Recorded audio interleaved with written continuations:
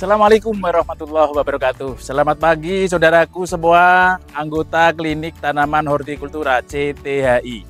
Kali ini kami bersama tim, sama kawan-kawan bertandang atau silaturahmi ke Bapak Imron, di mana ini adalah lahannya Bapak Imron.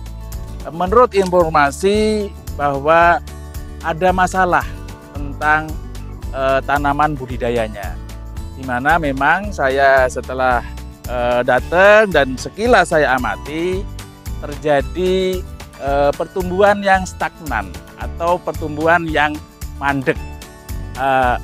Kita lihat menurut informasi beliau dan diagnosa awal saya sebelum saya bertanya bahwa ini tanaman sudah berumur 30 HST kurang lebih ya. Bahkan tadi sempat disampaikan beliau bahwa ternyata ini sudah 34. Tapi pertumbuhan tanamannya seperti ini. Jadi ketinggian daun ini hanya di 10 sampai dengan 15 cm, paling tinggi di 20-25. Jadi menurut hemat kami bahwa secara fisiologis dapat kita baca tanaman ini tidak dapat menyerap unsur hara makro, yaitu tidak dapat menyerap unsur N, P, K, dan lain-lain. Karena tingkat keasaman tanah di lahan ini adalah tergolong asam. Apakah benar diagnosa saya? Nanti kita buktikan dengan pengecekan pH. Saya kira itu yang sementara saya bisa sampaikan. Mungkin kita bisa langsung ke dalam, Pak. Mungkin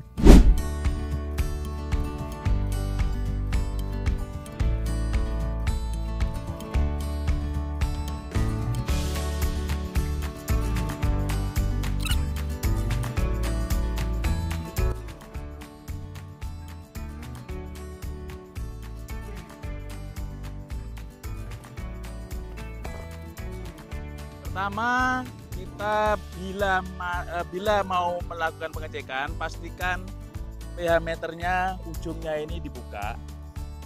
Kemudian powernya dipastikan hidup. Ini sudah hidup.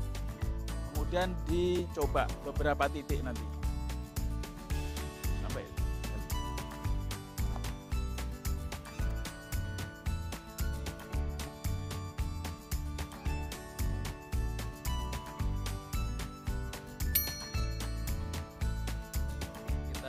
coba pindah ya.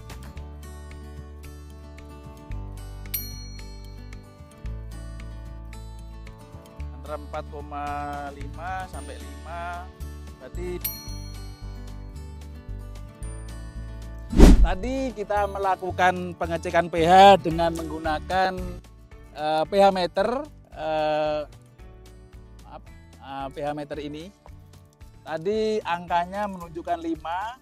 Antara 4,5 sampai 5, berarti diambil rata-ratanya adalah 4,7. Kalau diambil rata-rata biasanya 10 titik, hasil dari pengetesan pH itu dijumlahkan, kemudian nanti dibagi 7. Ketemu berapa itu angka aktual ya untuk pengecekan pH-nya. Kemudian setelah tadi menggunakan alat ini, kita coba gunakan penguji yang lain, yaitu menggunakan baking soda. Kalau bisa jangan gunakan baking soda, kalau bisa ya lebih baik gunakan yang sodium karbonat atau soda kue. Sebenarnya tidak jauh berbeda, cuma ini reaksinya lambat. Nah, kalau soda kue itu jelas ya lebih basah. Ini cenderung ke netral, sedikit basah ya. Kita coba ambil tanah yang tadi kita ambil dari lahan, kita campurkan dari beberapa titik tadi, taruh di sini, kemudian kita aduk,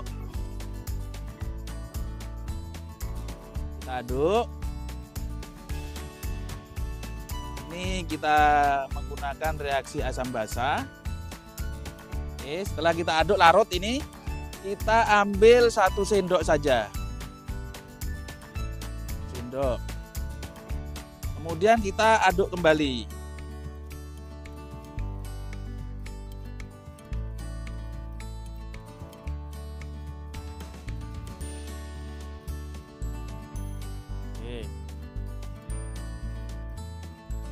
Kita tunggu sebentar, antara 3 menit kurang lebih.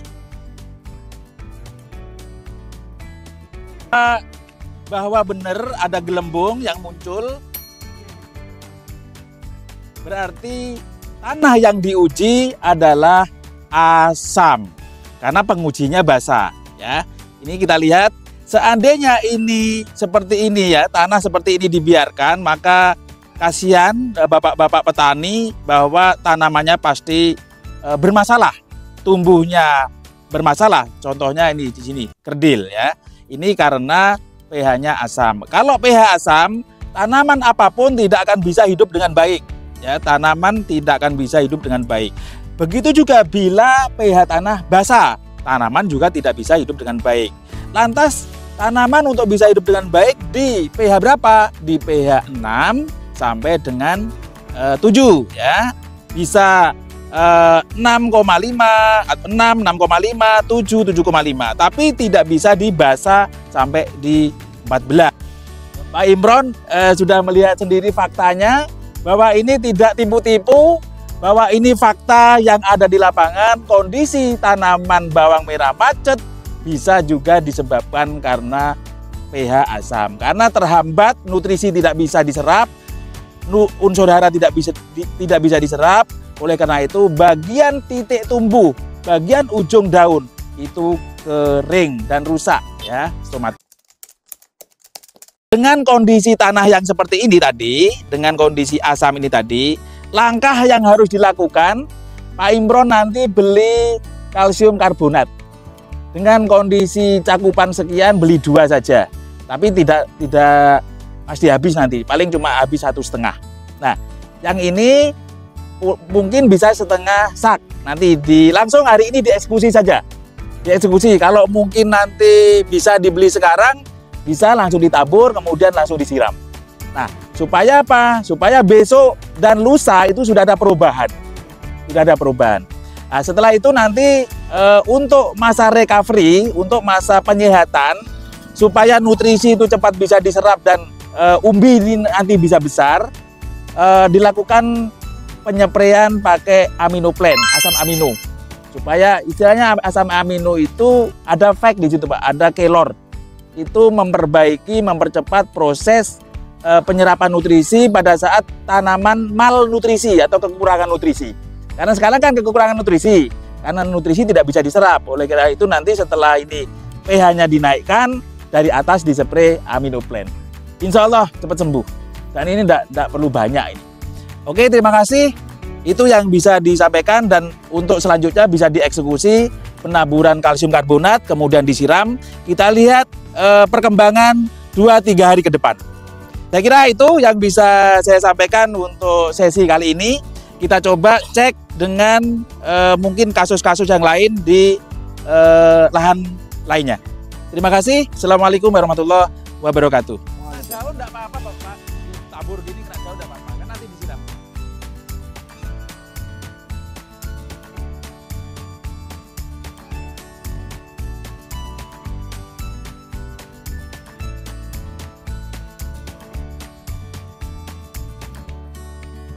Ini penebaran kalsium karbonat ya. Tadi sudah kita lakukan pengecekan pH-nya asam ya, waktu dicek dengan Itwin atau alat tadi pH meter. Kemudian pakai soda kue juga menunjukkan 4,5, antara 4,5 sampai 5, berarti asam. Nah, ini sudah kita tebar kalsium karbonat. Kita lihat setelah nanti ini selesai ya, kemudian disiram dengan air supaya kandungan kalsiumnya masuk ke dalam tanah.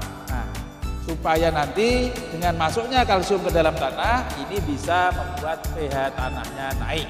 Setelah pH tanahnya naik, maka kondisi nutrisi yang ada di dalam tanah yang semula dia pasif tidak bisa diserap tanaman, insya Allah nanti setelah kandungan kalsium ada di dalam tanah, kesesuaian kalsium seimbang di dalam tanah, maka nanti nutrisi kembali bisa diserap. Sehingga bila mana nutrisi bisa diserap, titik tumbuh seperti di ujung atau di pucuk daun kembali akan menghijau.